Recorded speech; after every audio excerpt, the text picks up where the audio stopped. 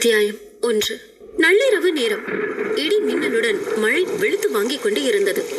அந்த சமயத்தில் கூட ஆள் நடமாட்டமே இல்லாத அந்த சாலையில் ஒரு பழைய அம்பாஸ்டர் கார் ஒன்று தன்னந்தனியே அந்த அடர்ந்த காட்டு பக்கமாக வேகமாக போய்கொண்டிருந்தது. அந்த இடி சத்தத்தையும் தாண்டி காரை ஓட்டிக் கொண்டிருந்த ஆளின் சத்தம் இன்னும் காரசாரமாய் இருந்தது. என்னடி உனக்கு இப்போ பிரச்சனை? மனுஷனை கொஞ்ச நேரம் நிம்மதியா இருக்க விடுறியா? எப்ப பாரு நையின்னு நச்சரிச்சுக்கிட்டே இருக்க. உன் தொல்லைக்கு அந்த கட்சி ஆபீஸே பரவாயில்லன்னு தானே இந்த நேரத்துல கிளம்பி போயிட்டு இருக்கேன் என்று அந்த வெள்ளை வேட்டிக்காரனும் போனில் தன் மனைவியிடம் கத்தி சண்டை போட்டுக்கொண்டே வண்டியை ஓட்டிக்கொண்டே இருந்தான். அவன் கத்தியதற்கு அவன் மனைவி என்ன சொன்னாரோ தெரியவில்லை. உடனே அவன், ச்சே, உன் கூட மனுஷன் பேசுவானா என பட்டென போனை வைத்தான். என்ன எழுவுக்கு கல்யாணம் பண்ணும்னு இருக்கு. வீட்டுல இவ தொல்லனா கட்சி ஆபீஸ் போனா அவனுங்க தொல்ல என்று டென்ஷனாக வண்டியை ஓட்டிக்கொண்டு இருந்தவனுக்கு அந்த அடைமழை காரணமாக ரோடு சரிவர தெரியாமல் போக வண்டி திடீரென்று எதிலோ மோதியது. ஐயோ என்று கத்திக்கொண்டு வண்டியை நிறுத்தியவனுக்கு தூக்கி வாரி போட்டது. முகம் எல்லாம் குப் என்று வேர்த்து போயிருக்க, என்னாச்சுன்னு தெரியலையே என்று ஒரு பதட்டத்தோடே மூச்சை நன்றாக இழுத்து விட்டுக்கொண்டு அந்த கொட்டும் மழையில் தலையில் துண்டை போட்டுக்கொண்டு காரில் இருந்து இறங்கி போனான். அங்க ஒரு ஓரமாக பல்சர் பைக் ஒன்று கவுந்து கிடந்தது. அந்த அம்பாஸ்டர் காருக்கு கொஞ்சம் தள்ளி இளம் வாலிபன் ஒருத்தன் உடலில் இரத்த காயத்தோடு அடிபட்டு கிடப்பதை பார்த்ததும் வெள்ளை வெட்டிக்காரரோ அந்த வாலிபனை தூக்கி காரின் பின்சீட்டில் போட்டுக்கொண்டு வேகமாக வண்டியை ஓட்டிக்கொண்டு போனார். போச்சு, ஏற்கனவே நம்ம மேல ஏகப்பட்ட கொலைகேசு. இதுல எப்போ எது சிக்கும்? என்னைய பின்னாடி தள்ளிட்டு எம்எல்ஏ சீட்டுக்கு வரலாம்னு நாகப்பாம்பு மாதிரி குறி வச்சு காத்துக்கிட்டு இருக்கிறவங்க எல்லாருக்கும் நானே பிளான் போட்டு கொடுத்த மாதிரி ஆயிடும் போலையே. இதுல இவன் செத்து நான் தான் இவனை காரியத்தை கொண்டுட்டேன்னு தெரிஞ்சா அவ்வளவுதான். அரசியல் வாழ்க்கைக்கு நாமும் போட்டுக்கிட்டு உட்கார வேண்டியதுதான் என்று அந்த வெள்ளை வேட்டிக்காரரோ காரை ஓட்டியபடி புலம்பிக் கொண்டே இருந்தார். இதில் வேறு அவர் காரை ஓட்டிக்கொண்டு நொடிக்கு ஒரு முறை பின்னே திரும்பி அந்த வாலிபன் உயிரோடு தான் இருக்கிறானா என்று ஆராய்ச்சி பார்வை பார்த்து கொண்டிருந்தார். அப்படி அவர் திரும்பி திரும்பி பார்த்து கொண்டு வண்டியை ஓட்டிச் சென்ற போது திடீரென்று பின்னாடி அடிபட்டு கிடந்தவனோ இரத்த காயத்தோடு எழுந்து உட்கார்ந்து இவரை பார்த்து முறைப்பது போல் இருக்கவும், அதை பார்த்து ஒரு நிமிடம் பயந்து போனவர் வண்டியை கட்டுப்பாடு இழந்து சாலை ஓரம் இருந்த மரத்தில் விட்டார். அதிவேகமாய் போன அந்த காரோ திடீரென்று மரத்தில் மோதியதால் வண்டியில் இருந்த அந்த வெள்ளை வேட்டிக்காரரோ பலத்த காயத்துடன் மயங்கியும் போனார். 2 மணி நேரத்திற்கு பின் மெல்ல கண் விழித்த அந்த வெள்ளை வேட்டிக்காரருக்கு தலை பயங்கரமாக வலிப்பது போல் இருந்தது. நெற்றியை சுருக்கியபடி சுற்றி முற்றி ஆராய்ச்சி பார்வை பார்த்தார். அது ஒரு பாழடைந்த இடிந்து போன வீடு. அந்த இடத்தில் அவரின் கையும் காலும் சேர்த்து கட்டப்பட்டு ஒரு நாற்காலியில் உட்கார வைக்கப்பட்டிருந்தார். இது என்ன இடம்? நான் எப்படி இங்க வந்தேன் என்று அவர் எவ்வளவு யோசித்தும் அவருக்கு ஒன்றும் புரியவில்லை. கடைசியாக ஆக்சிடென்ட் ஆனது மட்டும்தான் அவருக்கு ஞாபகம் இருந்தது. அதற்கு பின் என்ன நடந்தது என்று சுத்தமாக நினைவுக்கு வரவில்லை. அடிபட்டதனால் தலையில் வேறு நல்ல வலியாக இருந்தது. டேய், யாரா நீ? எதுக்கு என்ன கட்டி போட்டு வச்சிருக்க? நான் யாருன்னு தெரியுமா? இப்போ மட்டும் நீ என்னோட கட்டை அவுத்து விடலனா அப்புறம் உன்னை ஆள் அட்ரஸ் இல்லாம பண்ணிடுவேன். அவுத்து விடுறா என்று அவர் கோபத்தில் கத்திக்கொண்டு இருந்தார். அவர் அப்படி கத்திக்கொண்டு இருக்க அவர் பின்னால் இருந்து ஒருவன் வில்லத்தனமாய் சிரித்து கொண்டே அவர் முன்னால் வந்து நின்றான். அப்பொழுதுதான் அந்த வெள்ளை வெட்டிக்காரர் தனக்கு முன்னால் நிற்பவனின் முகத்தை உற்று பார்த்தார். அவன் முகத்தை பார்த்ததும் அந்த வெள்ளை வெட்டிக்காரருக்கு உடல் நடுங்க ஆரம்பித்தது. நீயா என்று பதட்டமாக கேட்டார். அந்த வெள்ளை வெட்டிக்காரர் குரலில் அப்படி ஒரு மரண பயம். இது எப்படி சாத்தியம்? நீ எப்படி உயிரோடு இருக்க என்று குழப்பமாக கேட்டார். அதற்கு அவனும், நான் தான் சொன்னேனே, நிச்சயம் நான் திரும்பி வருவேன். வந்து உங்க எல்லாரையும் அணு அணுவா கொல்லுவேன்னு. நான் சொன்னதை செய்வேன் என்று கூறிக்கொண்டே அவர் பக்கத்தில் வந்தவன், நான் சொன்னதை செய்ய போறேன், இப்போ சாவுடா என்று கையில் வைத்திருந்த ஒரு பெரிய ஈட்டியை அப்படியே அந்த வெள்ளை வெட்டிக்காரன் வயிற்றில் இறக்கினான்.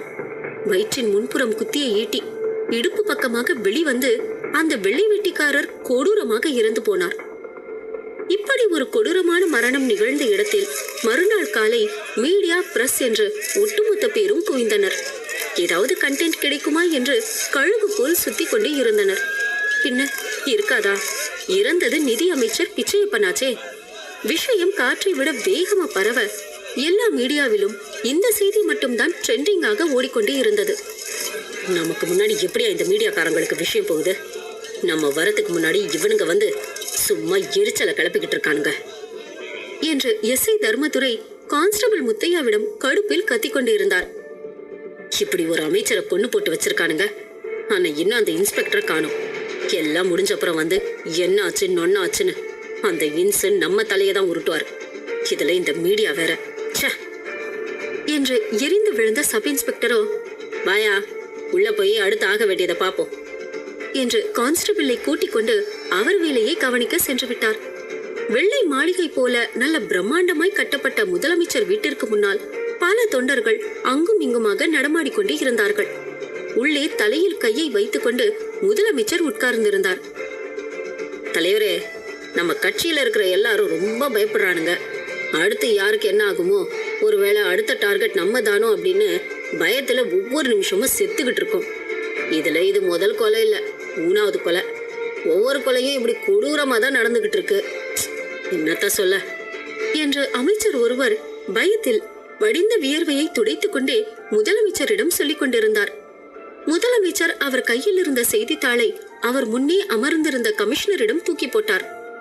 தொடர்ந்து நடக்கும் அரசியல் கொலைகள், அரசியல்வாதிகளை மட்டும் தேடி தேடி கொல்லும் அந்த மர்ம ஆசாமி யார்?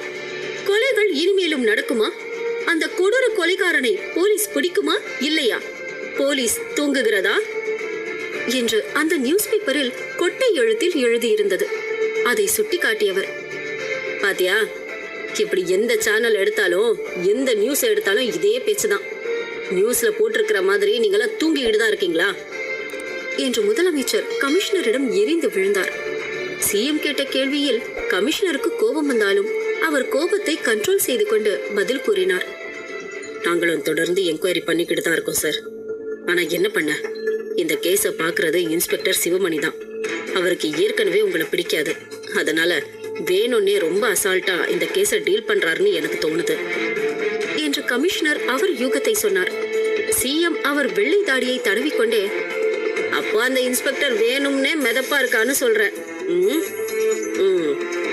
அப்படின்னா அப்ப அவனை மாத்திட்டு வேற ஒரு நல்ல போலீஸா போட வேண்டியது தானே? இதெல்லாம் நான் தான் உனக்கு சொல்லி தரணுமா என்று கோபமாக கேட்டார். இங்க பாரு, இந்த கேஸை சீக்கிரமா சால்வ் பண்ற ஒருத்தனா பார்த்து போடு. அவனை பார்த்தா அந்த கொலைகாரனை மிரண்டு போய் கொலை பண்றத நிறுத்தணும்.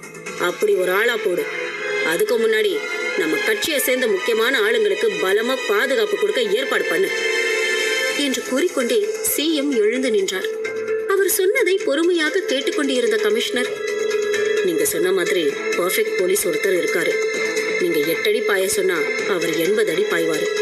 இது வரைக்கும் 100க்கும் மேல என்கவுண்டர் பண்ணி பல கேஸை சக்சஸா முடிச்சு கொடுத்திருக்காரு. அகாடமி கோல்டு மெடல் வாங்கினவர். ஆனா ஆளுதான் கொஞ்சம் காரசாரமா முறுக்கிக்கிட்டே திரிவாரு. ரொம்ப கோவக்காரர் வேற என்று கமிஷனர் அந்த போலீஸின் அருமை பெருமைகளை எல்லாம் எடுத்து கூறினார். இதையெல்லாம் கேட்ட சிஎம் யோசனையாய் நெற்றியை தடவிக்கொண்டே, ஆமா, அவர் பேர் என்ன என்று ஆர்வமாய் கேட்டார். உடனே கமிஷனர் அவசர குரலில், சுதாகர் என்று கூறினார். அந்த பெயரை கேட்டதும் சிஎம் முகத்தில் அப்பட்டமான அதிர்ச்சி தோன்றி மறைந்தது. என்னையா சொல்ற? 2 வருஷத்துக்கு முன்னாடி செங்கல்பட்டுல வச்சு காசிமேடு காசிய ஓட விட்டு என்கவுண்டர் பண்ணானே, அந்த போலீஸா என்று பதட்டமாக கேட்டார். இதை கேட்கும் பொழுது சிஎம் முகத்தில் அப்படி ஒரு பயம் பரவி கிடந்தது. அதை கவனித்த கமிஷனர், அவரை இங்க டிரான்ஸ்பர் பண்ணிடலாமா சார் என்று கேட்டுவிட்டு சிஎம் பதிலுக்காக காத்திருந்தார். சுதாகரின் பெயரை கேட்டு பயந்து போய் நிற்கும் சிஎம் என்ன முடிவு எடுக்க போகிறார்? சுதாகரின் என்ட்ரி எப்படிப்பட்ட விபரீதத்தை கொடுக்க போகிறது?